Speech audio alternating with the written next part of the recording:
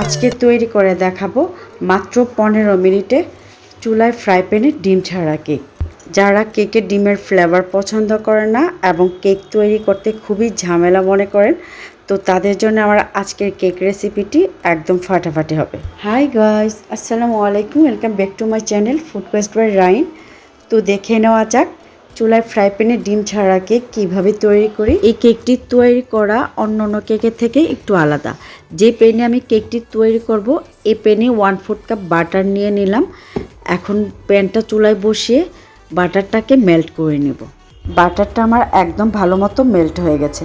এখন চুলা থেকে নামিয়ে নেব। চুলা থেকে নামিয়ে গরম থাকা অবস্থায় এর সাথে অ্যাড করব 1/3 কাপ পাউডার সুগার। চেষ্টা করবেন ব্লেন্ড করা চিনি দিতে, এতে করে চিনিটা একদম ভালো মতো মেল্ট হবে আর কেকটাও খেতে ভালো লাগবে। হাতের কাছে গ্রাইন্ডার মেশিন না থাকলে পাটায়ও পিষতে পারেন, অথবা যে কোনো সুপার শপে পাউডার সুগার কিনতে পাওয়া যায়। বাটার আর চিনি ভালো মতো মেশানো হয়ে গেছে। এখন ড্রাই উপকরণগুলো মিশিয়ে নিব। নিয়ে নিলাম 1/2 কাপ ময়দা, 1 tablespoon powder milk, 1/2 teaspoon baking powder, 1/4 teaspoon baking soda, আর যাবে 1/4 টিস্পুন লবণ দিয়ে ড্রাই উপকরণগুলো ভালো মতো মিশিয়ে চেলে এর সাথে মিশিয়ে নিব। আর চালার পর এই অবশিষ্ট অংশগুলো থাকলে এটা ফেলে দিতে হবে। এরপর যাবে 1/2 কাপ লিকুইড মিল্কটা একসাথে ঢেলে না দিয়ে 2 থেকে 3 বারে দিয়ে নেড়ে চেড়ে ভালো মতো মেশাতে হবে।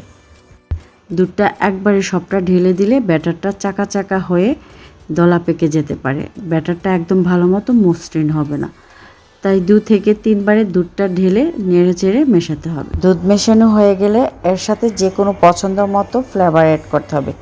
আমি এখানে দিয়ে দিচ্ছি 1/2 টিস্পুন অরেঞ্জ এসেন্স দিয়ে আবার একটু নেড়ে চেড়ে ভালো মতো মিশিয়ে নিব।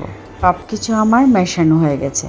এখন স্প্যাচুলাটা রেখে একটি টিস্যুর সাহায্যে প্যানের সাইডগুলো একটু ভালো মতো ক্লিন করে নিতে হবে, যেন এবড়ি থেবড়ি হয়ে না থাকে। সাইডগুলো আমার একদম ভালো মতো মোছা হয়ে গেছে।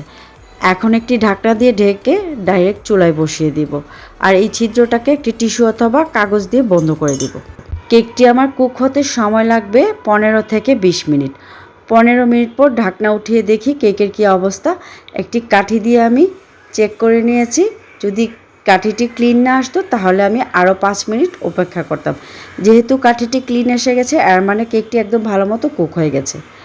কেকটি প্যান থেকে ছাড়িয়ে আপনাদেরকে একটু দেখিয়ে দিচ্ছি। দেখুন কেকটি একদম ভালো মতো কুক হয়ে গেছে।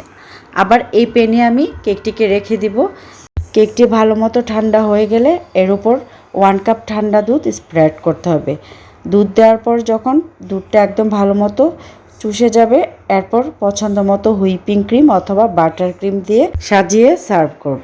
সাজানোটা অ্যাকচুয়ালি যার যার পছন্দ মতো, চাইলে এইভাবে প্লেনও রাখতে পারেন অথবা যে কোনো পছন্দ মতো নজেল দিয়ে সাজাতে পারেন।